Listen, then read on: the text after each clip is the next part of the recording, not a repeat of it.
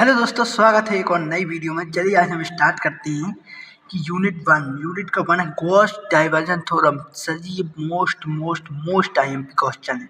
Gauss diversion theorem 15 number में एक आपसे पूछा ही जाएगा बीएससी फर्स्ट ईयर में। हमेशा से आया है सर, 2022, 23, 24 सब में आया है। ठीक है, आईएमपी क्वेश्चन है गॉस डाइवर्जन थ्योरम। बहुत ही सिंपल तरीके से मैं यहाँ पे समझाऊंगा। ठीक है, मैंने इसकी शॉर्ट वीडियो भी डाली थी, उसमें आपने कमेंट किया हो तो इसमें भी जरूर कमेंट कीजिए। तो इसको हम पूरा आपको यहाँ पे समझाएंगे। ठीक है, प्रॉपर समझाएंगे। चलिए तो आज हम स्टार्ट करते हैं गॉस डाइवर्जन थ्योरम। ठीक है, क्या होती है देख लीजिए।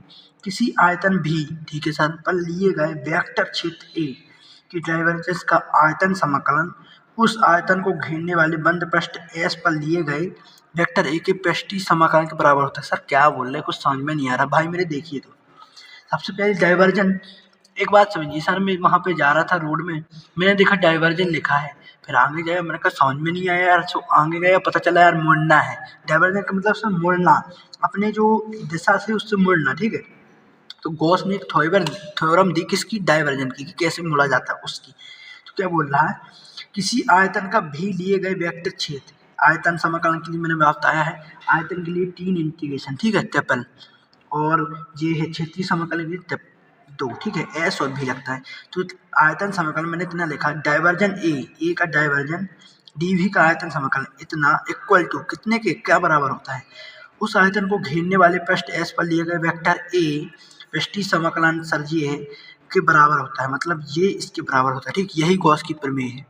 गॉस डाइवर्जन थ्योरम यही है कि आयतन समाकलन divergence A D equal to समाकलन एस ए डी है। अब करना क्या है, ज्ञात करना है, प्रूव करना है। सर हमको कैसे करेंगे, सबसे पहले देखिएगा, प्रूव करने के लिए हम क्या करते हैं, इसका मान निकाल लेते हैं और इसका मान निकाल लेते हैं। अगर ये दोनों के मान सेम आते हैं तो प्रूफ हो जाएगा। ठीक है, चलिए स्टार्ट करते हैं।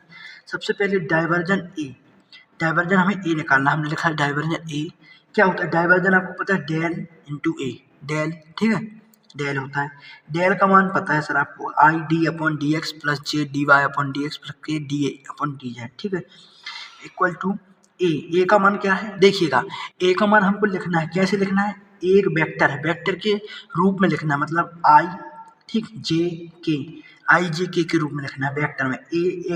आई ए एक्स ए है ना, जे वाई प्लस के ए जेड, ठीक है।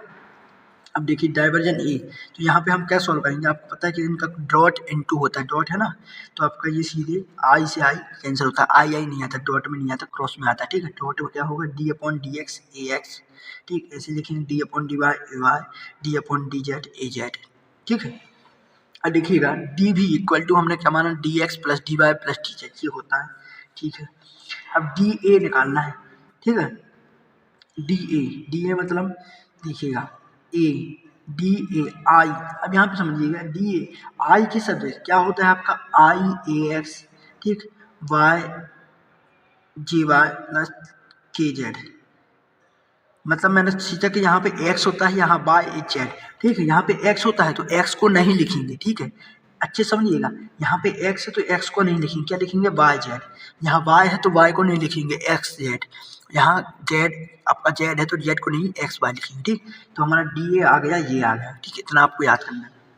अब क्या करना है, a इंटू डी ए निकालना है। a कहाँ है सर, ये है, मैंने लिखा आपको ए आई एक्स, ठीक है, a इंटू डी ए हमने ये निकाला, तो इनका इंटू कर दीजिए, ए हमने ये लिखा इंटू डी ए, ठीक है, यहाँ से आपका डी ए आया, यहाँ से ए आया, इंटू किया, क्या होगा, कुछ नहीं सर, वैसे ही आपका आई कैंसिल हो गया, तो बचेगा A X into D Y D Z, ठीक, इसी प्रकार A Y D X D Z, A Z D X D Y, ये हमने लिख लिया। ठीक है, आगे देखिए, आगे क्या होगा आपका, देखिएगा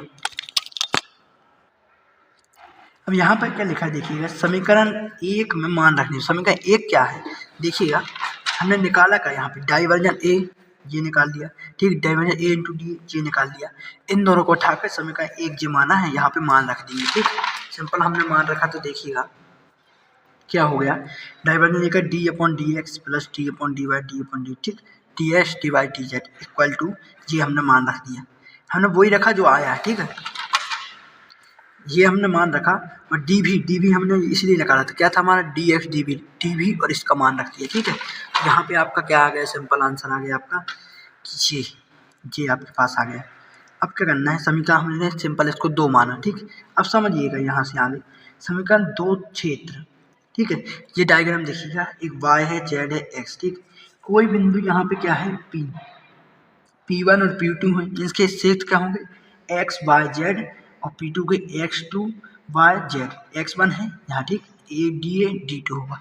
अब बोलेंगे कि सर यहाँ पे 1 है, यहाँ पे 1 नहीं है, क्योंकि सर जी देखिए ये सिर्फ x अक्ष में है, ये आपका x अक्ष में है, y और z आपके समान है, इसलिए यहाँ पे y और z समान होंगे, सिर्फ x बदल देगा, x1 और x2, ठीक। तो गॉस की डाइवर्जन का ये प्रमेय का ये चित्र है, डायग्राम है, ठीक है। अब क्या करेंगे, सिंपल यहाँ पे सबसे पहले देखिए हम यहाँ पे 1 2 3 हमारे पास स्टेप, सबसे पहले हमने फर्स्ट स्टेप को लिया, ठीक है, dAx/dx और यहाँ से dx ले लिया, ये आपका पूरा रहेगा, ठीक। ये हमने लिया इक्वल टू यहाँ पे फर्स्ट लिया ax, ठीक है, dy/dz। अब ax में हमने लिमिट क्या लगाई, ये लगाई P1 से P2, लिमिट लगा दी P1 से P2, ठीक है। समझ में आ रहा है कहाँ से लिखा हमने, ये इसका फर्स्ट स्टेप लिखा और इसका फर्स्ट लिया, ठीक है।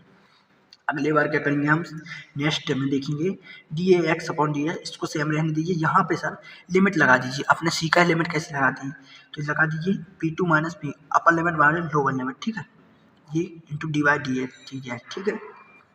यहाँ पे देखिए वैसे ही है सेम, यहाँ पे सर अब P2 और P1 के मान रख दीजिए, आपको पता है x1, ये देखिए x1 yz, x2 yz, ठीक, मान रख दिया मैंने। अब आगे देखिए सॉल्व कैसे करना है। अब P2 पर, अब सिर्फ P2 पर हम सॉल्व करेंगे, ठीक है। P2 पर कैसे सॉल्व करना है, पहले डायग्राम देख लीजिए, y z x वैसे ही है, ठीक है। अब सर यहाँ पे जो आपका ये है डायग्राम बना है, ये घनाभ का है, P2 है, P1 है, ठीक है, जो आपकी जा रही थी यहाँ पे dv है, ये ax है, ठीक, इस दिशा में आपका ax जा रहा है, यहाँ पे x y z, x1 x y z, x2 y z, यहाँ पे सिर्फ घनाभ बना के वही चित्र आपको बता दिया है, ठीक। तो क्या करना है P2 पर क्या है, P2 पर सिर्फ हमारा ये आ जाएगा ax x2 y z equal to dy into dx, ठीक है, ये हमारा आ जाएगा P2 पर। तो हमने ये लिखा क्या, यहाँ से हमने लिख लिया ax dx y z dx equal to ax dax। अब ये कहाँ से लिखा, ये हमने सिर्फ यहाँ से लिखा, देखिएगा यहाँ से ax dx, ठीक है, जी यहाँ से लिखा dx, इनको लिख लिया। अब P1 पे सर P1 पे सेम हो जाएगा, P1 में ये वाला आ जाएगा, ठीक है, P1 का मान है ना, P1 का ये वाला आ जाएगा, तो आपका क्या हो गया ax x1 y z dy dx equal to minus ax dx, ठीक है, ये आपका हो गया। अब क्या करना है देखिएगा यहाँ पे आगे, यहाँ पे देखिए जो हमने ये P1 P2 मान निकाला, P2 - P1 हमने कहाँ कर दिया इंटीग्रेशन, डबल इंटीग्रेशन यहाँ पे, ठीक है। तो हमने मान रख दिया ax x2, ये दोनों मान हमने यहाँ उठा के रख दिए इक्वल टू, यहाँ पे देखिए क्या लिखा है, x की दिशा में पृष्ठों से घिरे सूक्ष्म आयतन dv dx dy dz से बाहर निकलने वाला कुल फ्लक्स क्या होता है वो देखिए। यहाँ पे सर ऐसे ही लिखा आपका, ये वाला जो हमने इंटीग्रेशन लगाया था, ये हमने ये वैसे ही लिखा, यहाँ पे लिख दिया कुल फ्लक्स आपका ax हो गया, ये पूरा आपका मिलके क्या ax dax हो गया, ये पूरा आपका मिलके ये हो गया, ठीक है, क्योंकि हमने यहाँ पे लिख दिया कि x दिशा में पृष्ठों से घिरे सूक्ष्म आयतन dv से बाहर निकलने वाला कुल फ्लक्स, बाकी सब आपके जीरो हो गए, यहाँ पे बाकी सब नगण्य मान लिए, यहाँ पे सर x का आ गया ax dax, ठीक है। आगे देखिए इसको वैसे ही रहने दिया हमने, यहाँ पे अब y के सापेक्ष किया। अब देखिएगा कुल फ्लक्स हमने इतना तो निकाल दिया, अब यहाँ पर हमने तीनों के लिए कर दिया, तीनों के लिए, यहाँ पे ये x के लिए, ये y के लिए, ये z के लिए, ठीक, x के लिए लिखा, y के लिए लिखा, तुलना करके z के लिए लिखा, ठीक है, निकाल लिया ना। देखिए dy dx ay dax और d/dz ez के सापेक्ष az da2, ठीक है, z है। प्लस करने पर क्या, प्लस करने पर सर कुछ नहीं, आपको तो देखिए ये मान तो मिल रहा है, अगर मैं इनको जोड़ दूँ और इनको जोड़ दूँ तो मेरे पास क्या आ जाएगा, समीकरण 1 आ जाएगा, जो कि हमको प्रूव करना है। हमने दोनों को जोड़ दिया तो हमारे पास सिंपल तरीके से क्या आ गया, जो हमने पहले लिखा था, ये लिखा था, इसको ही थोड़ा सा हमने सॉल्व करके फिर से हमारे पास वही आ गया। तो हम यहाँ पर क्या लिख सकते हैं, हमने लिख लिया divergence A D V equal to A into D लिख दिया, देखिए, और क्या यही तो आपका गॉस डाइवर्जन थ्योरम है, ठीक। देख लीजिए पूरा मैंने सिंपल तरीके से आपको बताया है, देख लीजिए यहाँ पर, ये एक बार और रिवीजन कर लेते हैं, ठीक। वीडियो पसंद आई हो ज़्यादा से ज़्यादा सब्सक्राइब करें चैनल को, वीडियो शेयर करें अपने दोस्तों में। ठीक है, फिजिक्स का IMP टॉपिक मोस्ट IMP है, देख लीजिएगा। ठीक, मिलते हैं अगली वीडियो में, तब तक के लिए जय हिंद जय भारत।